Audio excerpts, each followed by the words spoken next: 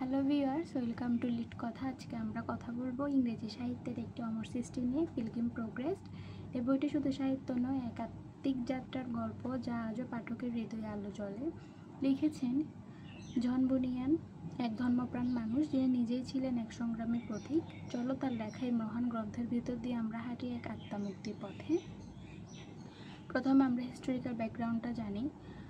সাল তখন 1678, ইংল্যান্ড। জন বুনিয়ান জেলে বন্দি, কারণ নিজের বিশ্বাসকে প্রকাশ করার সাহস, অর্থাৎ তিনি যার বিশ্বাসকে প্রকাশ করার জন্য তাকে জেলে বন্দি করা হয়। আর সে জেলের অন্ধকারে বসে তিনি লেখেন এক আলো ঝলমলে পথ চলার গল্প।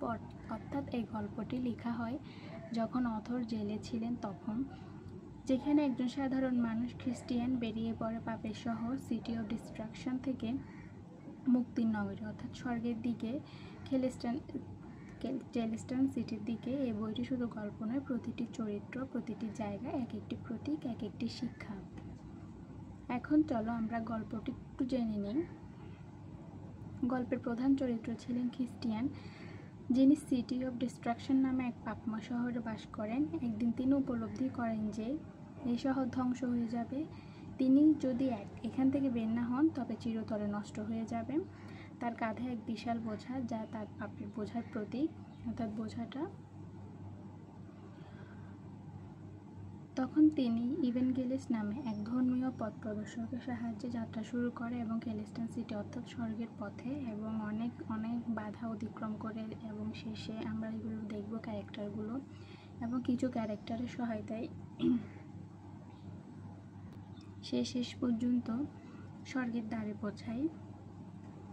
এখন আমরা দেখি ক্যারেক্টারগুলো, যেগুলো তাকে কোন ক্যারেক্টারগুলো তাকে সাহায্য করেছিল এবং কোনগুলো তাকে সাহায্য করেনি, সেগুলো একটু দেখি। এখানে ইভেনগেলিস্ট হচ্ছে তাকে পথ দেখায়, ভালো ছিল, এবং ফেথফুল ছিল বিশ্বাসী বন্ধু যে শহীদ হয়ে যায়। হোপফুল তার আশার প্রতীক, যে তার কষ্ট ভাগ করে নেয়, অর্থাৎ খ্রিস্টিয়ানের। এবং অ্যাপোলোয়ন ভয়ঙ্কর শত্রু, যে তাকে হার মানাতে চায়, অর্থাৎ স্বর্গে যেতে অনেক বাধা দেয়।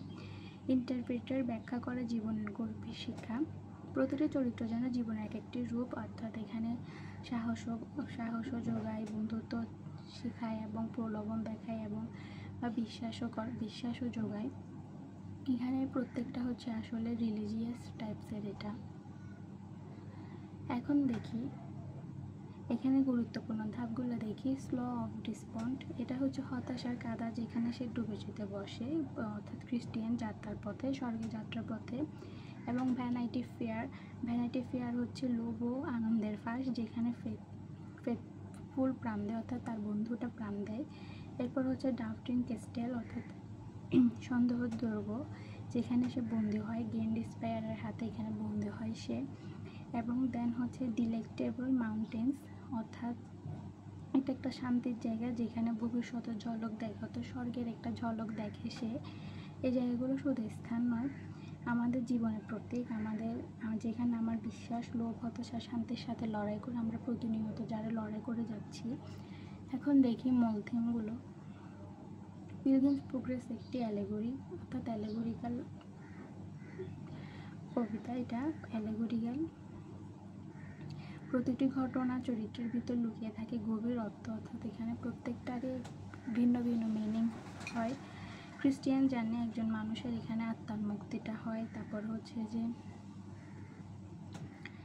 এখানে spiritual journey and soul progress, এটা আসতে পারে। ফেথ অ্যান্ড প্রিসার্ভনেস, এটাও আসতে পারে। Symbolic meaning of the journey, এগুলো তোমরা একটু দেখে নিও পরীক্ষার জন্য। এরপর ইম্পর্টেন্ট কোটেশন হচ্ছে রান দ্য স্ট্রেট রেস, এগুলো ইম্পর্টেন্ট, অর্থাৎ সোজা পথে হাঁটো, অন্যদিকে তাকিও না। I will walk in the strength of the lord, অর্থাৎ সাহসী হও যত দুঃখ আসুক না কেন।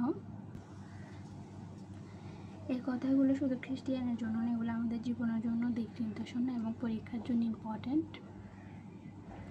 এরপর হচ্ছে এখানে লিটারালি সিগনিফিকেন্সটা কি। পিলগ্রিম প্রোগ্রেস ছিল প্রথম বড় অ্যালেগরিক উপন্যাস ইংরেজিতে, এবং ধর্মীয় বই হলো সহজ ভাষায় লেখা বলে সব শ্রেণীর মানুষ বুঝতে পারে। বহু ভাষাতে অনুদিত হয়েছে এটা। এটি প্রমাণ করে ভালো সাহিত্য শুধু সময় নয়, মন ছুঁয়ে যায়। এবং এখন দেখি আমরা মোরাল লেসনটা গল্পের ভেতর আমরা আসলে কী কী পাই। সত্যের পথে এই যে need for celebration for sin, অর্থাৎ সত্যের পথ কঠিন হলেও শেষ ভালো হয়। দেন হচ্ছে যে বিশ্বাস থাকলে বাধা জয় করা সম্ভব, অর্থাৎ অনেক বাধা ছিল বাট ওর মনে বিশ্বাস থাকার কারণে সে সেটা জয় করতে পেরেছে। পাপের বোঝা ফেলে দিয়ে জীবন হালকা হয়, অর্থাৎ যে পাপের বোঝাটা ছিল সে সেটা ফেলে দিয়েছে। এরপর হচ্ছে বন্ধু হারালো আশা যেন না হারা, অর্থাৎ ভ্যালু ওর বন্ধুটা যেহেতু মাঝপথে শহীদ হয় তারপরও আশা ছাড়েনি। এখন আমরা একটু লাস্ট পয়েন্টে চলে এসেছি। পিলগ্রিম প্রোগ্রেস শুধু একটি খ্রিস্টান ধর্মীয় গল্প নয়, এটি একটি মানুষের নিজেকে খুঁজে পাওয়ার গল্প। এই বইয়ে আমাদের শেখায় সত্য, বিশ্বাস, সাহস আর আত্মসমালোচনা। এই চারটি জিনিস থাকলে আমরা জীবনে যে কোনো কঠিন পথও পেরিয়ে যেতে পারি। সো এটাই ছিল পিলগ্রিমস প্রোগ্রেসের মূল পয়েন্ট, অর্থাৎ এটা একটা ধর্ম নিয়ে, পরে এটা সবার জন্য উন্মুক্ত করে দেওয়া হয়। সহজ ভাষায় রচিত হয়েছে বলে আশা করছি তোমরা বুঝতে পেরেছো। যদি কোনো কনফিউশন থাকে তাহলে আমাকে কমেন্টসে জানাও। Thank you.